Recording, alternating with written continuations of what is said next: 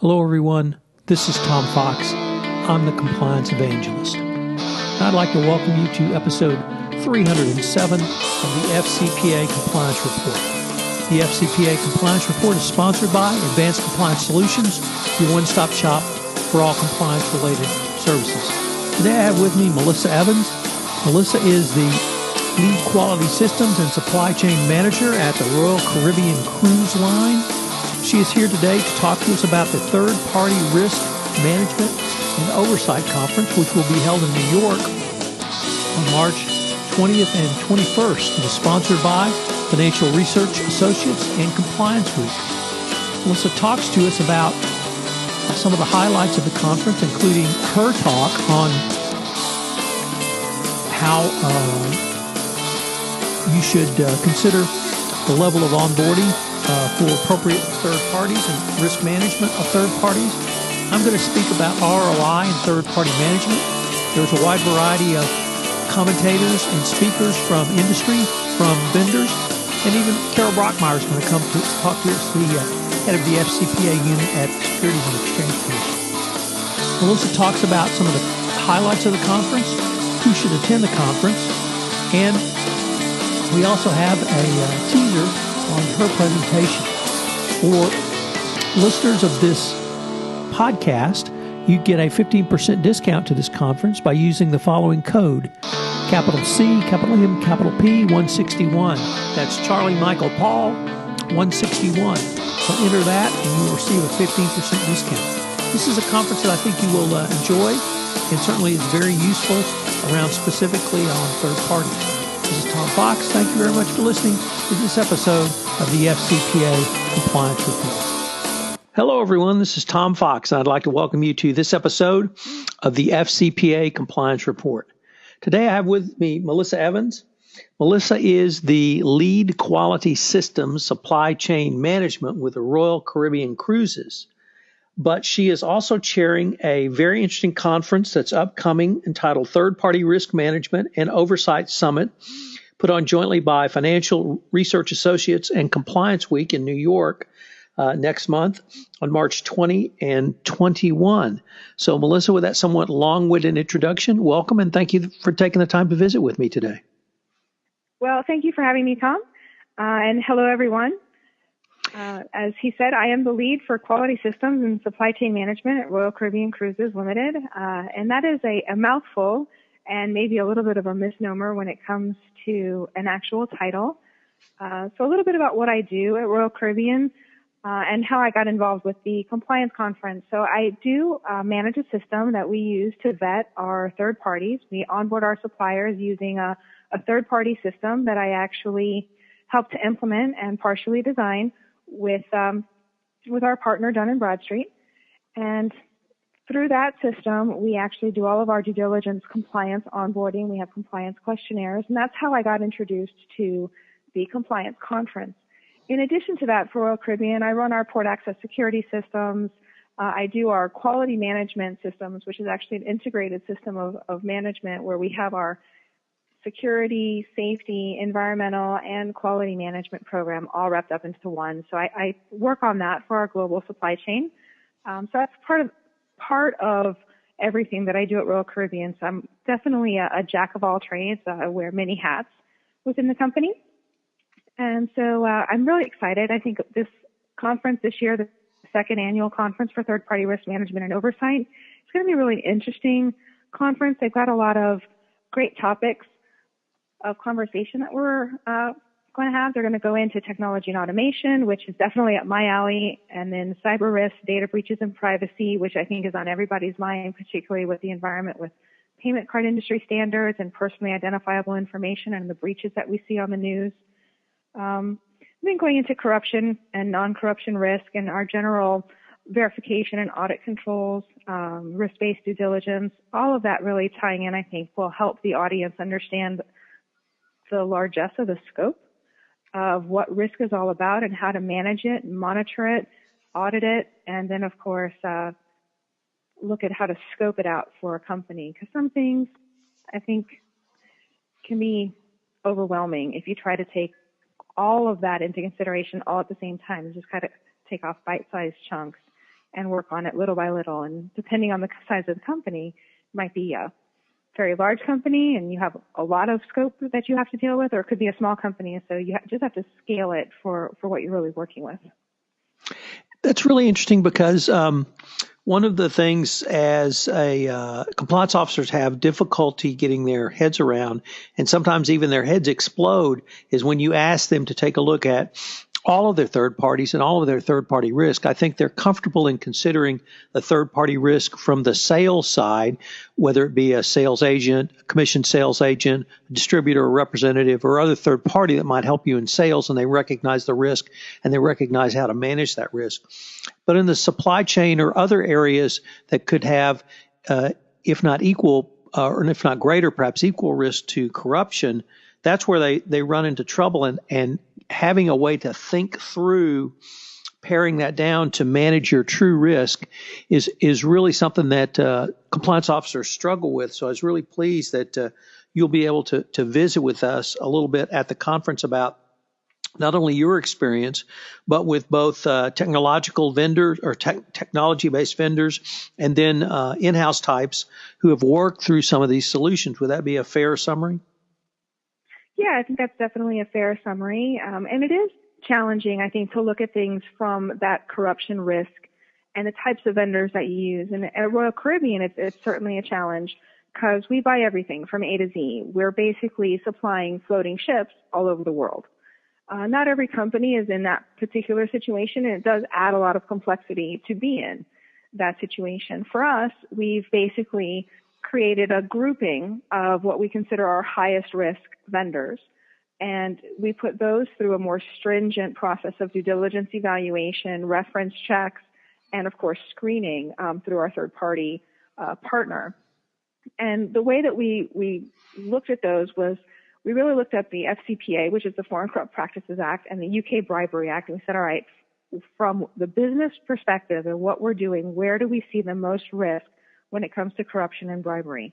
And we saw the most risk was really with our port agents, our terminal operators, our customs brokers, freight forwarders, joint ventures, and hiring partners. And so we structured our highest level of due diligence around that area of risk. When we onboard our suppliers, we do onboard our suppliers in a pretty consistent way through our supply chain division, which does look at them from a compliance screening perspective, but not at the level that we're looking at that particular grouping. And so doing that exercise and looking at what your business relationships are and determining where those highest risks for corruption, for bribery are, and then outlining a program that really targets those areas specifically for further due diligence, more in-depth review, helps to limit the scope. Because if we tried as a corporation to do that level of due diligence on all of our third parties, we'd have to have an immense team of people. It would just be, completely inefficient and not cost effective at all. And you also early on mentioned data privacy and data security as a third party risk. And I think most folks listening to this are going to be aware of Yahoo and some of the troubles they've had in connection with data breaches. But it can also lead to a huge reputational risk.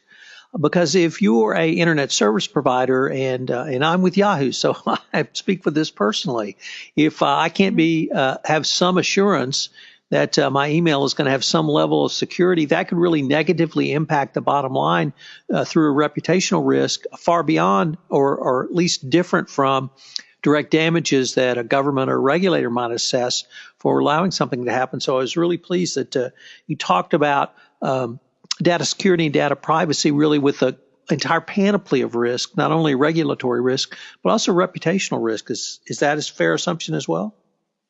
Absolutely. And it's something that we definitely deal with when it comes to not only our employees' information, but also our guests. So every one of our ships has thousands of guests coming on board every weekend, and some during the week. So as we're turning those ships around, we're constantly dealing with new data that needs to be encrypted, that needs to be private, that needs to be kept secure. We're certainly working with third parties that are looking at our guests and obtaining that card payment information, because everything on board does cost a little bit extra. So we are definitely dealing with all of those types of secure lines of information and need to make sure that all of our third parties that are working with us in that information technology realm have all of the requisite controls and parameters in place to keep all of that data secure. And if they have a breach, that there is a disaster recovery plan in place and that we have a reporting plan in place that immediately catches that and then provides us with resolution for those guests. Because the last thing we want to do is have a breach and have it be out on the news before we've actually been able to remediate that problem and let our guests know personally that something has happened, which luckily we haven't had anything like that go wrong. And I will knock on some wood to make sure it doesn't happen. Well, Melissa, in addition to chairing the conference, you're going to be on a panel which is entitled Interactive Case Studies, How to Apply the Right Level of Due Diligence When Onboarding New Partners. And as one of the bullet points, it states, when should you walk away from entering into a third-party relationship? And that's a tricky, I would say, tricky area because that brings up multiple stakeholders in a corporation who may want to weigh in on that. So, for instance, certainly in your position, you would have an opinion if something like that came up. But there might also be business considerations or management considerations or other considerations.